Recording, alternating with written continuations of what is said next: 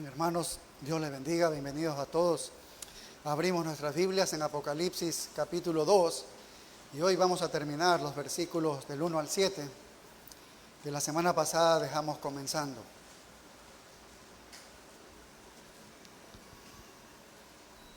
Bien, habíamos dicho una cosa muy importante. Según las Escrituras, todos los cristianos, todos los verdaderos cristianos aman al Señor Jesucristo.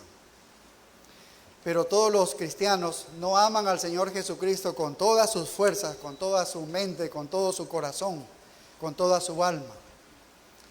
Y si hay una mejor ilustración de observar esto, lo podemos ver aquí en Apocalipsis capítulo 2, versículos del 1 al 7, es la carta que se dirige a la iglesia de Éfeso. Hemos dicho que esta es una carta histórica, porque esta es una iglesia real, es una iglesia que existió en ese tiempo en la ciudad de Éfeso, en Asia Menor. Y el Señor está escribiendo esta carta que se puede aplicar en cualquier periodo de tiempo, porque estas iglesias, estas 7 iglesias del Apocalipsis, son un tipo de iglesia, de la condición espiritual en la que se puede encontrar cualquier iglesia a lo largo de la historia y en el día de hoy también. Así que es relevante para el día de hoy, para nuestra iglesia. El amor de esta iglesia se había enfriado, el amor hacia Cristo se había enfriado. Y eso es lo que observamos aquí, al menos el punto principal de esta carta. Y vimos la semana pasada sobre el escritor, y el texto comienza así, Apocalipsis 2:1 dice, escribe al ángel de la iglesia en Éfeso. Y vemos que Juan, si es verdad, fue el que le escribió, fue el amanuense, el escribano, pero el escritor o el autor original de esto es lo que sigue diciendo en el versículo 1. Dice, el que tiene las 7 estrellas en su diestra, el que anda en medio de los 7 candeleros de oro, dice esto. ¿Quién es el que tiene las 7 estrellas? ¿Quién es el que anda en medio de los 7 candeleros de oro? Ya lo estudiamos en el capítulo 1, en la visión que tuvo Juan de la gloria del Señor Jesucristo. Ahí estaba, Él es el que tiene estas cosas. Así que Jesucristo es quien controla el liderazgo de la iglesia, cuida la iglesia, ministra la iglesia, se mueve entre la iglesia. Y el Señor Jesucristo está examinando, está observando, está evaluando cada una de las iglesias. Ese es el ministerio de Él actualmente, eso es lo que Él está haciendo y eso es lo que vemos que está haciendo allí en ese tiempo con la iglesia de Éfeso. Y luego que observa a la iglesia y la escucha a la iglesia, entonces Él comienza a escribir cosas de lo que Él ha visto. Entonces vamos a la iglesia luego y dice, escribe al ángel de la iglesia en Éfeso. Vimos que ángel es el líder, el pastor, un anciano de la iglesia en Éfeso. Y decíamos que esta iglesia fue una iglesia fuerte espiritualmente, muy fuerte. Podríamos decir que fue una iglesia con carácter, porque tenía como base la buena doctrina, la palabra de Dios. Fue fundada y enseñada por el apóstol Pablo, y luego estuvo Timoteo, estuvo Tíquico, y luego terminó allí siendo el pastor principal de esta iglesia el apóstol Juan. Entonces tuvo elementos importantes que Dios proveyó para esta iglesia que sea fuerte. Pablo permaneció cerca de 3 años allí en Éfeso, y esta iglesia, como leímos en la lectura, nació en un momento increíble. Las cosas que sucedieron fueron increíbles, porque se estaba predicando la verdad de Dios. Es una poderosa predicación de la verdad de Dios. La palabra se difundió, se extendió a toda Asia Menor. Vimos el problema que trajo esto. Se fundaron otras iglesias. Personas se estaban apartando de los ídolos, gente que había practicado la magia dejaba sus libros, los estaba quemando, haciendo una pila allí en medio de ellos. Algunos que tenían negocios de hacer templecillos de la diosa Diana y de muchas otras cosas, esos se enojaron, se enervaron porque el negocio se les estaba dañando. La predicación del evangelio estaba transformando la vida de esa gente y esto trajo mucho alboroto. Este fue un comienzo extraordinario de la iglesia. Y vemos que Éfeso fue una ciudad relevante, importante, aunque no era la capital de esta provincia de Asia Menor, sin embargo se le llamaba la luz de Asia. porque tenía un golfo, tenía un puerto allí importante, tenía grandes caminos que incluso llevaban a Roma. Se le llamó a estos caminos los carreteras de los mártires. Era una ciudad políticamente libre. El gobernador vivía allí, el gobernador romano vivía en ese lugar, en esa ciudad. Así que estaba privilegiada esta ciudad. Pero también era el centro de la adoración de Artemisa, que es en griego, o Diana en romano, la diosa Diana. Eso leímos hace un momento. Habían sacerdotisas por miles que eran prostitutas. El lugar de esta adoración de Diana era una de las 7 maravillas del mundo antiguo. Era un santuario para criminales y vimos que era un gran negocio como el que acabamos de leer. Entonces había de todo, había heraldos, había cantores, había proclamadores, había fiestas, había bailarines. Usted se puede imaginar el tipo de caos que había allí y que eran las celebraciones que ellos hacían. Entonces podemos entender por qué estalló esta persecución. Esta ciudad era depravada. Entonces, ¿por qué se estalló esta persecución cuando la gente comenzaba a ser transformada? Y entendemos por qué Dios dotó de grandes hombres, importantes hombres, poderosos en la palabra de Dios para que esta iglesia sea fuerte. Pero luego de esto vemos el elogio que da el Señor Jesucristo. Él está observando, está evaluando a la iglesia de Éfeso. Y es interesante porque Él dice en el verso 2, yo conozco tus obras, es decir, conozco todas tus acciones. ¿Qué acciones son las que conocía el Señor Jesús? Bueno, y sigue diciendo el verso 2, y tu arduo trabajo. Cristo está elogiando a la iglesia. ¿Por qué está elogiando? Porque el trabajo de esta iglesia había sido un trabajo de sudor hasta el agotamiento. Es decir, un trabajo hasta el cansancio. Eso es lo que significa cuando está involucrada la mente y aún los músculos. Estos hermanos habían sido verdaderos obreros. No eran cristianos que querían sentarse allí en las sillas para ser entretenidos. Ellos querían participar, querían arar, querían cosechar, querían plantar y querían cosechar. Qué interesante lo de ellos. Ellos estaban enseñando lo que aprendían, estaban compartiendo a Cristo a otros, estaban plantando otras iglesias, ayudando a las personas necesitadas. Estos eran cristianos activos. Y el Señor conoce la obra de ellos. ¿Qué más conoce? Dice, y paciencia. La paciencia es resistencia.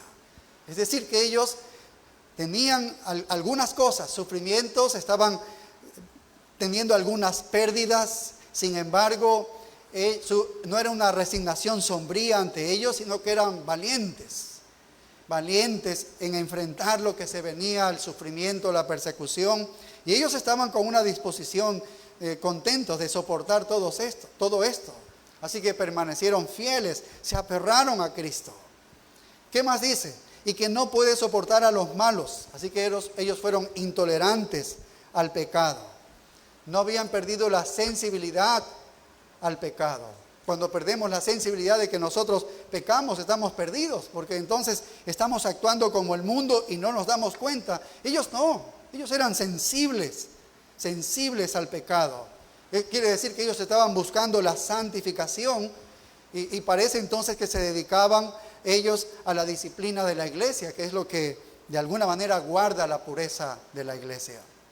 ¿Qué más? Verso 2 dice, y has probado a los que se dicen ser apóstoles y no lo son, y los has hallado mentirosos. Ellos tenían la capacidad de discernir espiritualmente quién era un verdadero maestro y quién no lo era.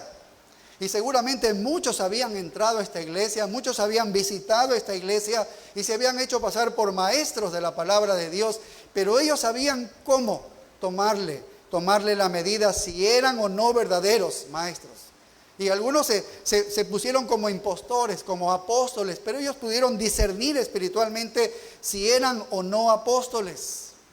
El apóstol Pablo, 40 años antes, en Hechos 19, Hechos 20, él les había enseñado y les había advertido que van a salir falsos maestros, falsos apóstoles de dentro y de afuera. 40 años después, Jesús sigue reconociendo en ellos este consejo que Pablo les había dado. Eso es algo interesante. Lo que quiere decir que ellos sabían la palabra de Dios, sabían la doctrina, la palabra es lo que mide a un falso maestro. Es con ello que tú tienes que ver la enseñanza, es con la palabra de Dios. Y el verso 3 dice, y has sufrido y has tenido paciencia y has trabajado arduamente por amor de mi nombre. Quiere decir que en medio de todo el servicio que ellos habían tenido, en medio de todas las dificultades, en medio de todas las pérdidas del mal y del pecado de esta ciudad, ellos lo habían soportado todo. Y lo han soportado todo con la razón correcta, es decir, con la motivación correcta. ¿Cuál es la motivación correcta? Por mi nombre lo has hecho, por mi nombre. O sea, no lo hiciste por tu reputación, no lo hiciste para tu gloria, lo hiciste para la gloria mía, dice Cristo. Lo hiciste por mi honor, por mi honor. Qué gran elogio que el Señor Jesucristo diga así de una iglesia como la de Éfeso. Y finalmente termina diciendo, y no has desmayado en el verso 3. Y no has desmayado. Muchos dejan de ser fieles por muchas circunstancias que se le presentan en la vida cristiana, por un mal testimonio, porque Dios no responde a la oración, por una decepción, por una ingratitud, por lo que sea. Y muchos dejan de ser fieles, pero esta iglesia no ha desmayado, dice. Y no has desmayado. Se ha mantenido fiel a la palabra, fiel a la obra, fiel al Señor. Éfeso es una iglesia formidable, podríamos decir. Ahora es interesante, aunque en los versículos 4 y 5 el Señor los acusa seriamente, porque los va a acusar seriamente. Sin embargo, en el versículo 6 vuelve a elogiarlos, como haciéndoles ver que las acusaciones anteriores de los versos 4 y 5, aunque eran acusaciones serias, todavía ellos no se encontraban en un grado deplorable. ¿De qué los elogia en el versículo 6? ¿De qué los elogia en el verso 6? Dice así el versículo 6. Dice, pero tienes esto, que aborreces las obras de los nicolaitas, las cuales yo también aborrezco. No hay manera de poder identificar de una manera dogmática quiénes son los nicolaitas. ¿Cuáles son las obras de los nicolaitas? ¿Cuáles son? ¿Qué es lo que estos hacían? Y hay una serie de posibilidades, pero voy a presentar dos importantes que los comentaristas lo presentan. La primera posición es que dicen que por la carta a la iglesia a Pérgamo encontramos que esto de los nicolaitas era una doctrina. Mira, si observamos aquí en Apocalipsis 2.15 dice, y también, esta es la iglesia a Pérgamo, es el mensaje a Pérgamo, dice, y también tienes a los que retienen la doctrina de los nicolaitas, ¿sí ven? Nicolaitas, la que yo aborrezco. Entonces, ¿qué decimos de doctrina, de estos nicolaitas que tenían una doctrina, tenían una herejía? Era una doctrina falsa esto de los nicolaitas. Ahora, la palabra en el versículo 2.15 comienza diciendo, y también, esto nos da una pista para saber de qué se trata esta doctrina errada, porque la palabra también significa de la misma manera. ¿De la misma manera de qué? De lo que viene hablando en el versículo anterior, en el verso 14. ¿Qué habla en el verso 14? Que es lo mismo que habla en el verso 15. Entonces, verso 14 dice, pero tengo unas pocas cosas contra ti, que tienes ahí a los que retienen la doctrina de Balaam, que enseñaba a Balac a poner tropiezo ante los hijos de Israel, a comer de cosas sacrificadas a los ídolos y a cometer fornicación. En Números capítulo 22, no vamos a ir allí, nos habla extensamente sobre Balaam, al que se refiere aquí en el versículo 14. Balaam fue un hombre que llegó a Israel, sedujo al pueblo de Dios en idolatría, sedujo al pueblo de Dios a la inmoralidad. Esto fue lo que enseñó Balaam. Se hizo pasar por un profeta de Dios y en lugar de llevar al pueblo a Dios, lo llevó al pueblo a perderse. Entonces lo que está diciendo en el verso 15 dice, y también, que significa, de la misma manera de pecar, tienes a los que retienen la herejía de los nicolaitas. Entonces lo que Balaam hizo, también lo hicieron los nicolaitas.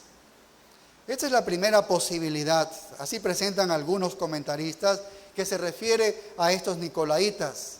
La palabra Nicolás significa conquistar al pueblo o el que conquista al pueblo. La palabra Balaán significa el destructor del pueblo. Casi es lo mismo.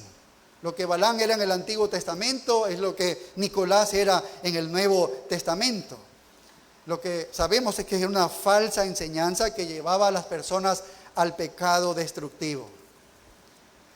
Bien, no entendemos cómo esta iglesia de Pérgamo, nosotros vamos a estudiar más adelante la iglesia de Pérgamo, lo que no entendemos es cómo pudo permitir tanta mundanalidad dentro de su iglesia. Es impactante esto, pero los hermanos de Éfeso no lo permitieron.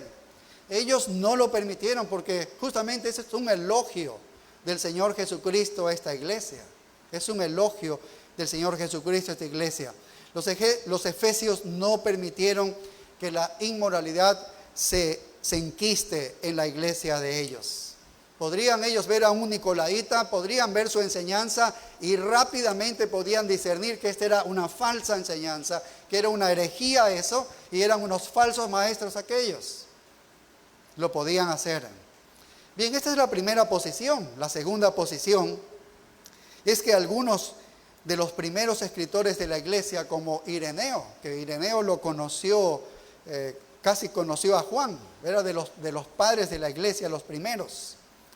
Sostenía, Ireneo en sus escritos, él sostenía que Nicolás fue el mismo que se convirtió en un diácono en la iglesia primitiva. ¿Recuerdan Hechos 6 que estudiamos? Ahí estaban 7 hombres que fueron escogidos para que sean una especie de diáconos en la iglesia primitiva.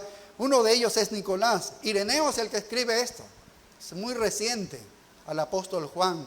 Y él dice que este hombre, Nicolás, fue uno de esos 7 hombres. Pero que en realidad era un falso creyente, no era un verdadero creyente, había sido un falso creyente y que se había desviado de la doctrina. Bueno, es interesante esta posición también, esto nos dice escritos muy antiguos. Fue Nicolás un destructor como Balaán, que los llevó también a la inmoralidad y a la iniquidad. Eso es lo que hacía Nicolás. Y a mí me parece, como a muchos otros escritores de bíblicos y comentaristas, que esta segunda posición es la mejor conjetura de quiénes eran estos nicolaítas. Y estoy diciendo que no podemos ser dogmáticos porque no hay más en la escritura sobre Nicolás o los nicolaítas. Apenas observamos aquí 3 pasajes en Hechos capítulo 6, en Apocalipsis aquí capítulo 2, en 2 ocasiones. Entonces, eso es todo lo que obtenemos. Y no podemos sacar más conjetura, pero podemos tomar la posición de Ireneo, que era un hombre muy cercano al primer siglo y que escribió tal cosa, y posiblemente sea eso. ¿Sí? Posiblemente sea eso. Ellos estaban involucrados en una enseñanza de la gracia pervertida, es decir, un libertinaje, es decir, vive lo que sea. O sea, la gracia de Dios te permite vivir como sea.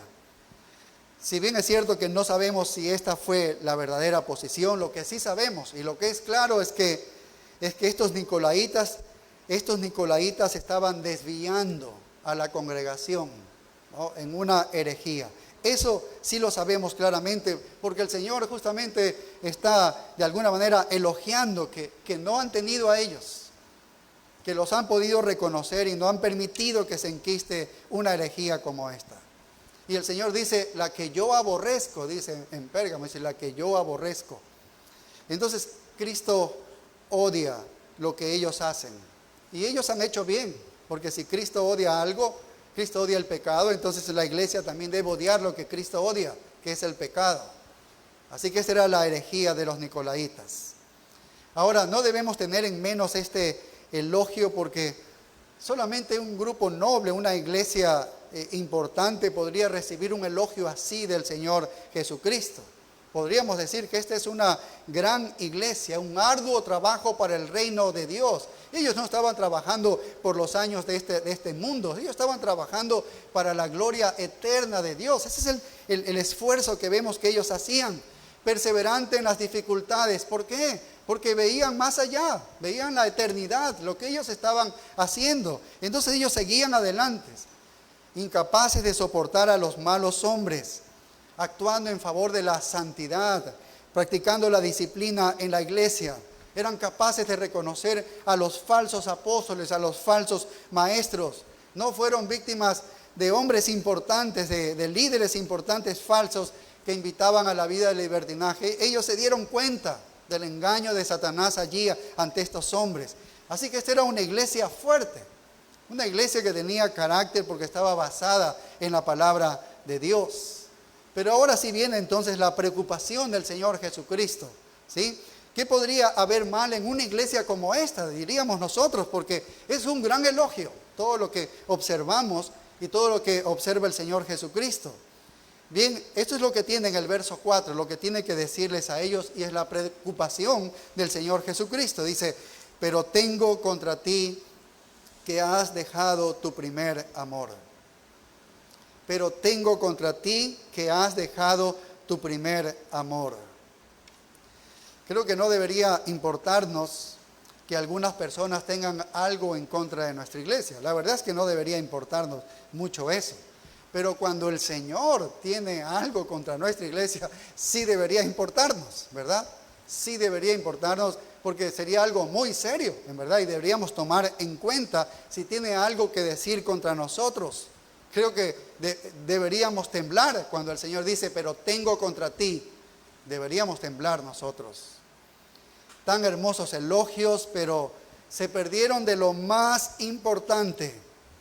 Jesús le dijo a Pedro 3 veces, dice, Pedro, ¿me amas? 3 veces le dijo. Eso es lo más importante.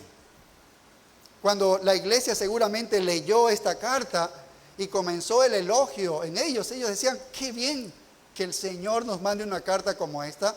Pero luego cuando ellos leen el versículo 4 y les dice, pero tengo contra ti que has dejado tu primer amor, ellos es como un rayo que atravesó el corazón de ellos.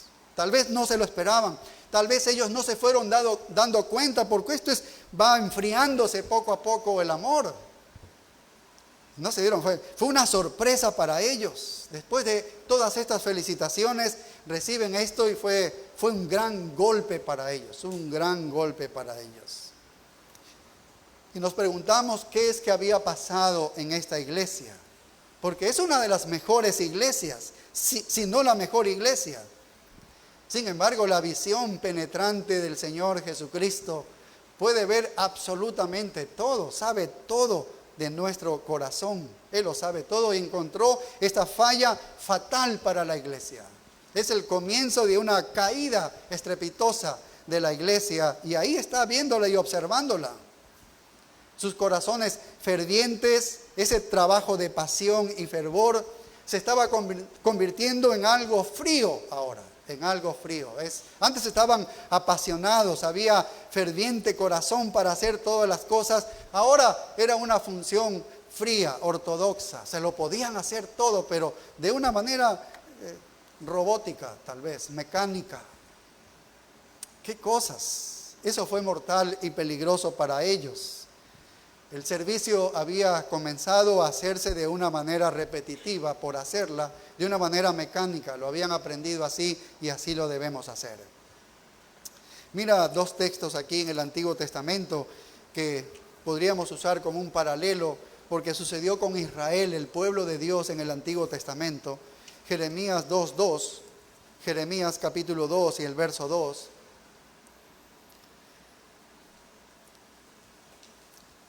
Es interesante lo que dice, porque aquí apela a un recuerdo de la fidelidad de Dios hacia el pueblo de Israel.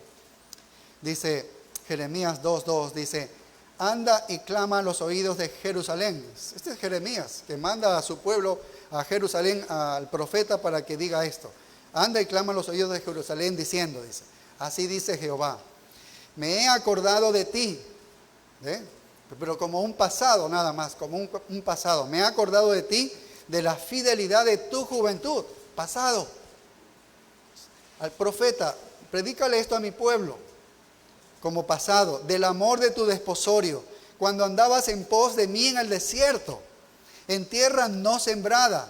Santo era Israel a Jehová, primicias de sus nuevos frutos. Entonces el profeta está hablando al pueblo Y es Dios hablándole y recordando la fidelidad, cómo habían sido fieles allí en el desierto, pero ya no lo eran. Y eso había sucedido con Israel. Ahora vamos a Ezequiel capítulo 16 y el verso 8. Ezequiel capítulo 16 y el versículo 8.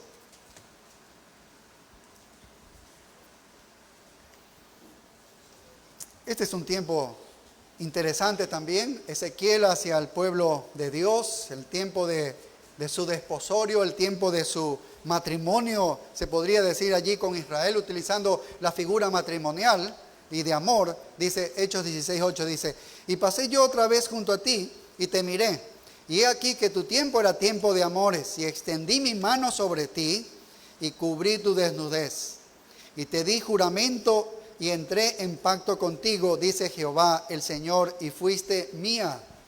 Bueno, está diciendo en otras palabras, dice, me casé contigo. Oh, te amé, te encontré, te tomé, te abracé y me casé contigo. Ahora mire el verso 9, lo que había hecho Dios con su pueblo. Te lavé con agua y lavé tus sangres de encima de ti. Y te ungí con aceite y te vestí de bordado, te calcé de tejón, te ceñí de lino y te cubrí de seda. Te atavié con adornos y puse brazaletes en tus brazos y collar a tu cuello. Puse joyas en tu nariz y zarcillos en tus orejas y una hermosa diadema en tu cabeza. Así fuiste adornada de oro y de plata, y tu vestido era de lino fino, seda y bordado. Comiste flor de harina de trigo, miel y aceite. Y fuiste hermoseada en extremo, prosperaste hasta llegar a reinar, y salió tu renombre entre las naciones a causa de tu hermosura, porque era perfecta a causa de mi hermosura que yo puse sobre ti, dice Jehová el Señor. Y mire el verso 15, pero confiaste en tu hermosura y te prostituiste a causa de tu renombre y derramaste tus fornicaciones a cuantos pasaron, suya eras. Entonces Dios está hablando a su pueblo y diciéndole, recuerda tu belleza, recuerda el tiempo de tu amor, Israel, recuerda el tiempo de tu compromiso. Dios le está diciendo esto a Israel. Y esto es exactamente lo que está diciendo aquí en nuestro texto. Si la luna de miel había terminado con Israel, la luna de miel había terminado con la iglesia de Éfeso. Lo mismo estaba sucediendo acá.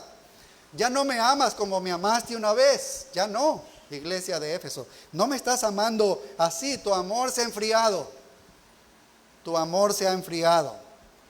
Y creo que el amor que se enfría es el precursor de la apatía espiritual. ¿Sí ves? Alguien cuando llega a una apatía espiritual es porque el amor se ha ido enfriando.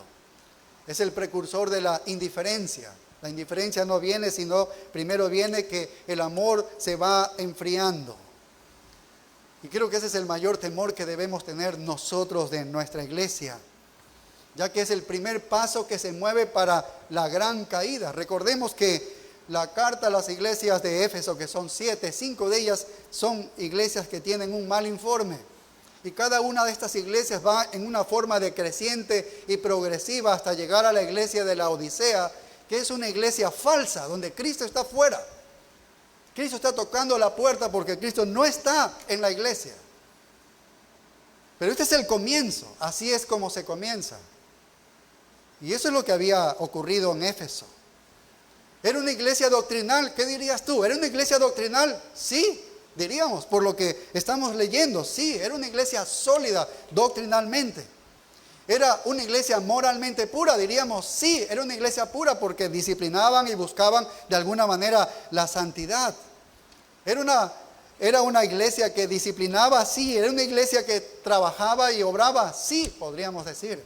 Porque eso es lo que el Señor Jesucristo ha hablado de ella. Han nacido de una manera increíble, ¿no? Han dejado poderosamente la idolatría pagana y ha tenido un liderazgo espiritual grande que Dios le ha puesto allí. Comenzó muy bien, comenzó con una pasión tremenda por Cristo, que iba a todos lugares llevando el evangelio, pero ahora se ha enfriado y puede llegar a juicio. ¡Qué tremendo! Porque qué tremendo, se ha enfriado. ¿Cómo se sentiría una esposa? ¿Cómo se sentiría una esposa si su esposo un día le dice, ya no te amo? Ya no te amo, no te amo para nada. Pero ¿sabes qué? Vamos, yo voy a seguir así, voy a seguir trabajando, voy a seguir viviendo contigo, voy a seguir siendo el padre de los hijos, voy a seguir siendo tu esposo, pero no te amo. Es algo fatal, ¿no? Es algo muy duro, es algo muy duro. Y lo mismo se sentiría un esposo si su esposa le dice, mira, ya no te amo, pero nada cambiará, pero ya no te amo. Es muy duro eso, un mensaje como este. Pero este es el mensaje que se da al Señor. Nosotros no podríamos imaginar que le decimos al Señor algo como esto. Mira, Señor, tú un día nos salvaste del pecado, nos has librado del juicio y de la condenación, nos has traído gozo a nuestra vida, pero ya no te amamos. Así que yo voy a seguir obrando aquí porque tengo que obrar, voy a seguir viniendo a los cultos y venir así, pero ya no te amo. Creo que no le diríamos al Señor así, pero si el Señor revisa con sus ojos nuestras vidas, Él sabe si nos encontramos así o no. Aunque no lo digamos nosotros, Él sí sabe si es verdad eso o no. Bien, esto es lo que encontró. Y eso es algo fue durísimo para ellos, lo del verso 4. Pero veamos ahora el mandamiento que Él da en el versículo 5 para poder salir de eso. Es el remedio, ¿no? Y da un mandato, es mandamiento. Así que esto es orden, esto tienes que hacerlo. Tienes que hacerlo para que salgas de este enfriamiento de tu corazón. ¿Qué es lo que le dice? Bueno, en primer lugar le dice, recuerda, por tanto, de dónde has caído. Recuerda. Bueno, es interesante porque nos manda a recordar algo. Normalmente decimos, yo no quiero recordar mi pasado malo, y es verdad, a no ser que me empuje para hacia una vida correcta. Pero el Señor dice, oye, retrocede, recuerda un poco, ándate al pasado y mira de dónde has caído, de dónde has caído. Creo que en este año, creo que en estos últimos meses, desde agosto que nos hemos comenzado a congregar, agosto, septiembre, octubre y noviembre, vamos a tener 4 meses al final de noviembre, Dios nos ha estado recordando de una manera muy viva, de una manera muy gráfica, muy real, muy cercana a cada uno de nosotros, nos ha estado recordando este primer amor. Y te preguntarás, pero ¿cómo nos ha recordado? Vamos a terminar en este mes de noviembre con un tercer recordatorio de estos, porque Dios mediante vamos a tener bautizos. Con los bautizos nos ha recordado el primer amor. ¿Cómo es que puede recordarnos el Señor? Bueno, cuando escuchamos una y otra vez a los nuevos convertidos que se paran aquí y comienzan a hablar de cuán grandes cosas ha hecho Dios en su vida, cómo es que ahora ellos tienen celo por la palabra de Dios, cómo tienen hambre de leer la palabra de Dios, cómo ellos, sus vidas han dado un giro, cómo ahora ellos quieren asistir a la iglesia. Oye, eso es recordar el día en que yo también me convertí. Nos está recordando el primer amor, la emoción, la pasión que hay allí. Eso es lo que hace Dios, eso es lo que está diciendo. Recuerda, por tanto, de dónde has caído. Y el Señor, al finalizar este mes, en 4 meses nos va a recordar 3 veces eso. Qué interesante que Dios nos recuerde eso, ¿no? Esa pasión, ese amor hacia Él. Dice, recuerda de dónde has caído. O sea, recuerda qué solías hacer antes, en los comienzos. ¿Qué es lo que hacías cuando te salvó el Señor? Y bueno, hay muchas cosas que nosotros podemos traer a nuestra mente. Tan a menudo la declinación espiritual viene del olvido, ¿no? ¿Por qué es que comienzo a debilitarme? Porque estoy olvidando los grandes favores que Dios me ha hecho a mí. Así que esta es una nueva generación de Éfeso. La primera generación en su mayor parte ya se ha ido. Seguramente han pasado 40 años. Todavía tiene la fuerte tradición, pero ya no tiene ese amor intenso. Ya ese fervor ya no lo tiene. Esa pasión por el Señor ya no tiene esta segunda generación. Así que si una iglesia va a permanecer vital en su amor por Cristo, tiene que ser entonces como una sala de maternidad, donde escuchamos el grito constante de los recién nacidos. A mí sobremanera me trae un ánimo increíble cuando alguien se acerca y dice, Dios me ha salvado, y comienza a contarme. y luego cuando bautizamos, ellos dan testimonio y bautizamos, trae una alegría enorme, un ánimo enorme. Por eso mismo. Y cuando escuchamos aquí de que va a haber bautizos y va a haber testimonio, creo que toda la congregación debería asistir, porque esta es la cuna donde escuchamos el grito del bebé, donde nos da ánimo. El Señor está infundiendo ánimo a la iglesia para seguir adelante. Es como decir, yo estoy obrando en medio de ustedes, estoy salvando vidas, transformando corazones. Está animándonos a todos. Eso es lo que hace el Señor. Y a nosotros, si lo llegamos a hacer este noviembre, son tres veces en 4 meses. Es una bendición de parte del Señor. Continuamente podemos ponernos en contacto con el primer amor al escuchar a los nuevos convertidos. Es crucial esto.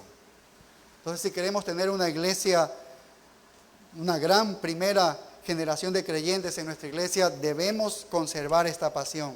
Debemos recordar cómo es que Dios obró con nosotros. Entonces, esto es lo primero que Dios le dice. Y es un mandato de Dios. Dice, recuerda.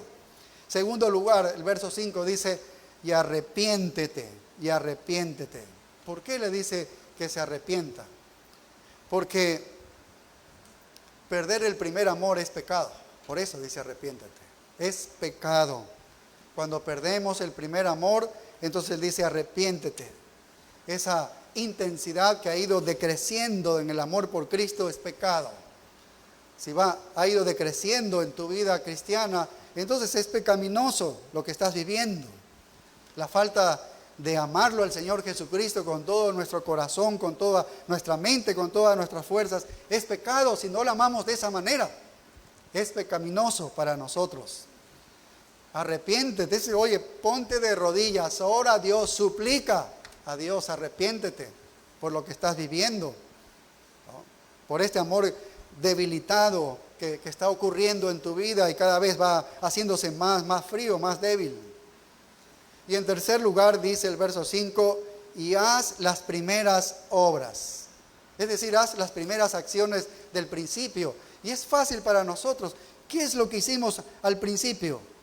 Estuve hablando con un joven hace unas semanas atrás, de 15 años, que Dios parece haberle salvado su vida y le ha dado una nueva vida. A mí me trae mucho regocijo hablar con personas que se acercan así. Y me dijo que él comenzó a tener un deseo de pedir, quería entender las Escrituras. Un domingo se me acercó aquí y me dijo, quiero que me enseñe a entender la Biblia. Y en otras semanas es que tengo un deseo por leer la Biblia. Y leo las Escrituras. Y deseo conocer más de Dios. Y antes no tenía ningún sentido. Venía aquí porque sus padres vienen aquí, con toda su familia viene, y los hijos saben que deben obedecer a sus padres y los traen acá y ellos vienen. Pero él venía porque él deseaba venir ya a la congregación. ¿Sí entiendes? Él deseaba venir. Él sabía que externamente no cometía grandes pecados, pero internamente él sabía que pecaba y pedía perdón a Dios. Antes no le pasaba por su mente jamás acordarse de Dios cuando pensaba algo malo. Entonces, eso es maravilloso. Esas son las primeras obras. ¿Y uno qué hace en las primeras obras? Uno va y cuenta en su trabajo lo que me ha pasado. Es que Dios ha cambiado mi vida. Y a la final te toman como chiflado, tal vez, en un comienzo. Y eso es lo que haces. Y comienzas a servir y comienzas a disponerte y comienzas a decir, oiga, yo quiero servir en lo que sea, póngame donde sea. Esas son las primeras obras. Y comienzas a testificar, predicar el Evangelio. Quieres llevar este Evangelio a cualquier otra persona porque es que no puedes callar eso. Tienes un fervor, hay un amor por Cristo, que tienes que hablarlo, que no puede estar eso metido allí, encapsulado. Y eso es lo que está diciendo, haz las primeras obras. Vaya. Entonces, esa es la pasión por Cristo, pasión por la palabra. Y vemos cómo muchas personas aman a Cristo de una manera increíble. Y eso es lo que ocurre en los bautismos cuando vemos. Por eso es que yo no me perdería ningún bautismo, ningún testimonio. Quiero escuchar el detalle de ellos. ¿Qué es lo que dicen? ¿Cómo Dios obró? ¿Entiendes? Es que Dios está hablándonos a todos. ¿Cómo es que he obrado en esta persona? De una manera particular he obrado. Y quiere que tú conozcas, quiere que te enteres. ¿Ves por qué es importante siempre venir a esos servicios, a esos cultos? Si tú enseñaste una vez, pero ya no, tu amor se ha enfriado. Si antes orabas, ahora ya no oras. Si antes te congregabas con algún grupo para participar de algo, testificar, y ya no lo estás haciendo. Antes venías los domingos en la tarde y ahora ya no vienes, o de vez en cuando. Tu amor está enfriando, ¿ves? No tienes el mismo fervor. No tienes el mismo amor. Antes leías abundantemente las Escrituras, ahora ya no lo lees, ya no la lees muy poco. Entonces, este es un amor que se está enfriando, entonces debes volver a las primeras obras, es lo que dice el Señor, estas 3 cosas. Recuerda, arrepiéntete y haz las primeras obras. Haz las primeras obras. Y mire lo que dice el verso 5. Pues si no, es decir, caso contrario, si tú no haces eso, porque es un mandato de Dios, 3 cosas. Es mandato de Dios. Si no haces eso, vendré pronto a ti, dice. Vendré pronto a ti. No va a tardar, es pronto. No sabemos cuándo, pero es pronto. Vendré pronto a ti. Y este pronto a ti no es la segunda venida del Señor Jesucristo que estás esperándola. No es eso. Mira lo que sigue diciendo. Y quitaré tu candelero de su lugar. Tú sabes lo que es el candelero, ¿no? El candelero son las 7 iglesias. Si quita, cada candelero es una iglesia. Un candelero es la iglesia de Éfeso. Quita el candelero, no hay iglesia.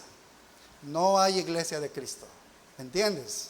Dice, quitaré tu candelero de su lugar si no te hubieres arrepentido. Es una gran iglesia Éfeso. Tiene una gran reputación Éfeso con la doctrina. Tiene un gran ministerio Éfeso. Pero si no cambias, no tendrás nada. No vas a tener absolutamente nada porque voy a quitar esa iglesia de ese lugar y la pondré en otro lugar. Cristo es así. Y la pone en otro lugar. Y tú ves que iglesias se cierran. Pero hay iglesias que no se cierran. Podrías terminar como la Odisea, que Cristo ya no está allí. Allí ya Cristo quitó el candelero, se fue. No, se fue. Y ahí está una iglesia apóstata. Que es que muchos hoy en día. Hay muchas iglesias así. Y nos preguntamos, y tal vez te preguntes, ¿sucedió esto con la iglesia de Éfeso? ¿Sucedió esto? Sucedió. Eso fue lo que sucedió. Dios quitó el candelero de este lugar. Y esa es la parte triste, porque ni siquiera hoy en día hay ciudad, hay ruinas de la ciudad de Éfeso. Se ha excavado el teatro donde hacían ahí números, el templo de la diosa Diana y muchas calles y cosas. Y ni siquiera ciudad quedó Éfeso. No hay iglesia en ese lugar. Y ya tú ves hoy en día toda esa zona de Asia tiene que ser nuevamente evangelizada, con el peligro de misioneros que pueden morir si se enteran de que ellos son cristianos y están predicando el evangelio. Entonces, este es un recordatorio sombrío para nosotros también, de una iglesia que no hizo caso a la carta y la luz fue quitada de esa iglesia. Y veamos el consejo que da el Señor Jesucristo en el versículo 7. Este consejo tiene 2 cláusulas allí. Primero hay una invitación y luego una promesa. Invita y luego una promesa. Mira la invitación, dice, el que tiene oído, oiga lo que el Espíritu dice a las iglesias. Bueno, es como que el Señor está llamando la atención y diciendo, oye, escucha esto que te estoy diciendo, debes escucharlo. Al finalizar estas cartas también termina con un llamado a escuchar lo que el Espíritu dice a las iglesias. O sea, será mejor que escuches porque no estoy bromeando, esto es serio. Se voy a quitar el candelero si tú no haces esto. Si tú no recuerdas, te arrepientes y haces las primeras obras. Eso es lo que está diciendo, o sea, seriamente. Entonces está llamando la atención de lo que ha dicho, que escuche, que ponga en acción lo que el Señor le ha dicho. Esa es la invitación.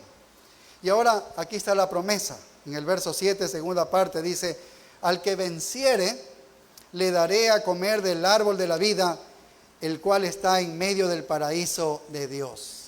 Esta es la promesa. ¿A quién le dirige esto el Señor Jesucristo? Bueno, el texto dice, al que venciere, dice. Al que vence, al que vence. Y lo vamos a encontrar repetidamente, esto de al que vence, a través de las cartas aquí en los capítulos 2 y 3 de Apocalipsis. En el verso 11 también dice, al que venciere le daré esto. En el verso 17, al que venciere le daré esto. En el verso 26 también dice, al que venciere. Siempre se refiere a la misma persona. ¿Quién es este que va a vencer? ¿Quién es este vencedor? El creyente.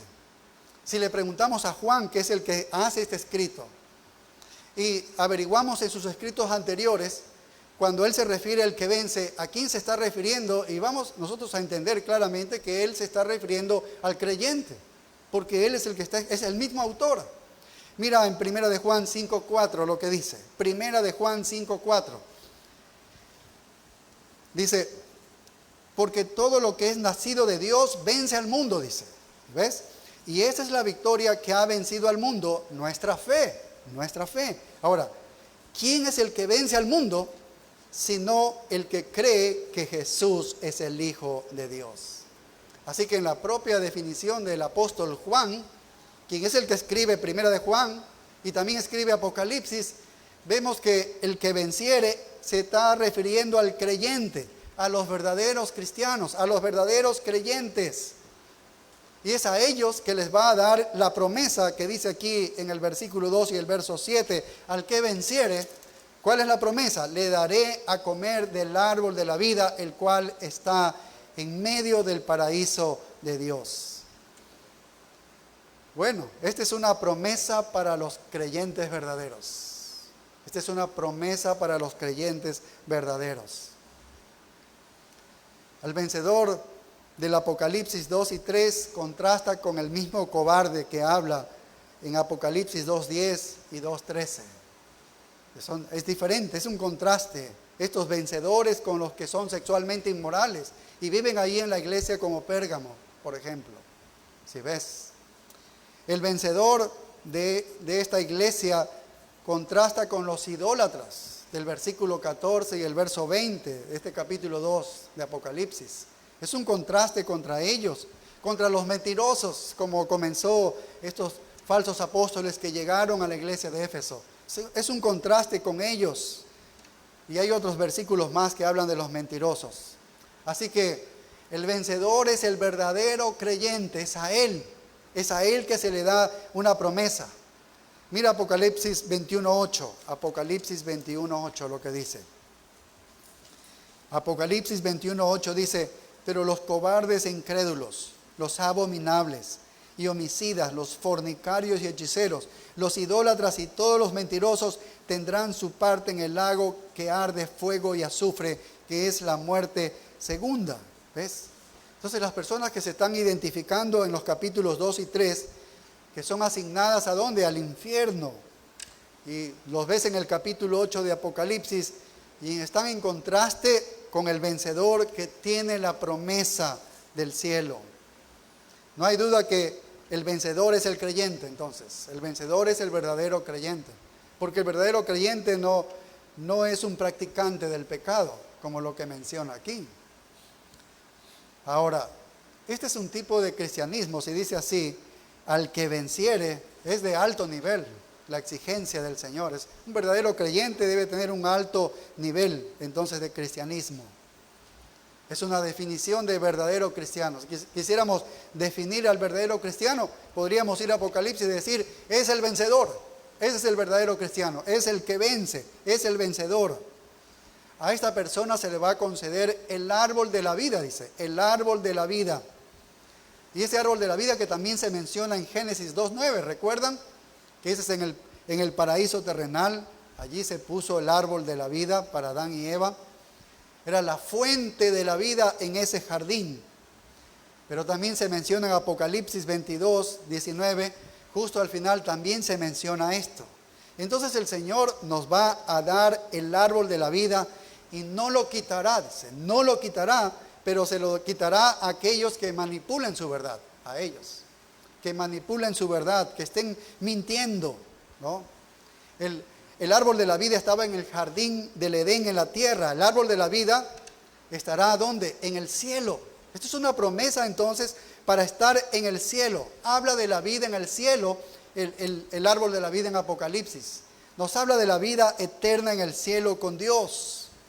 Mira la descripción de este árbol en Apocalipsis 22:2. Apocalipsis 22:2. Mira lo que dice. Dice, en medio de la calle de la ciudad. Esta es la nueva Jerusalén, la ciudad celestial. Está hablando, se refiere a ello. Dice, en medio de la calle de la ciudad y a uno y a otro lado del río estaba el árbol de la vida que produce 12 frutos, dando cada mes su fruto, y las hojas del árbol eran para la sanidad de las naciones. Esa sanidad de las naciones no era porque estaban enfermos. Recuerdo que en el cielo no va a haber enfermos, sino que habla de vigor, habla de integridad, habla de la prosperidad del creyente, de una salud eterna. De eso habla, de una salud eterna. ¿Y dónde está? Bueno, en el paraíso de Dios. Es la manera de Juan de hablar del cielo. Así que termina con una promesa para el creyente. Qué aliciente para el verdadero creyente, que es una promesa para él. ¿Qué podemos aprender de lo que hemos estudiado aquí? Que nos aseguremos entonces si somos verdaderos creyentes. Asegurémonos si somos verdaderos creyentes. Porque entonces seremos vencedores que nos dirigimos al cielo. Seremos los vencedores que nos dirigimos al cielo. Y asegurémonos como creyentes de mantener el primer amor. Asegurémonos de mantener el primer amor, hermanos. Dios les bendiga. Oremos. Padre, gracias, Señor, por el mensaje a Éfeso, oportuno para nuestras vidas, Señor, en aquellos que tal vez el fervor inicial ha menguado en este tiempo, Señor. No es el mismo, Padre. Y vienes con palabras y mandatos propicios a nuestra vida, Señor, para recordar lo que fuimos, Señor. Para arrepentirnos de este pecado, Padre, y hacer estas primeras obras. Oh, Padre, impulsa a nuestra iglesia con un fervor así, con este primer amor verdaderamente copando nuestros corazones y nuestras vidas a toda esta iglesia, Señor. Alabamos y bendecimos tu nombre por todo lo que has hecho, Señor. Y cómo nos mandas a que podamos seguir, Señor, en esa pasión por ti, en esa pasión por amarte, por hablar a otros de Cristo, por leer tu palabra, por conocerte más, Señor. Sigue obrando en nuestros corazones, Señor. Ayúdanos a ser una iglesia, Señor, que verdaderamente sepa tu palabra, honre tu nombre, pero que también tengamos ese amor a Cristo, aunque seamos capaces de dar la vida por ti, Señor. En tus manos quedamos en Cristo Jesús. Amén. Nos ponemos de pie, hermanos, para despedirnos en oración.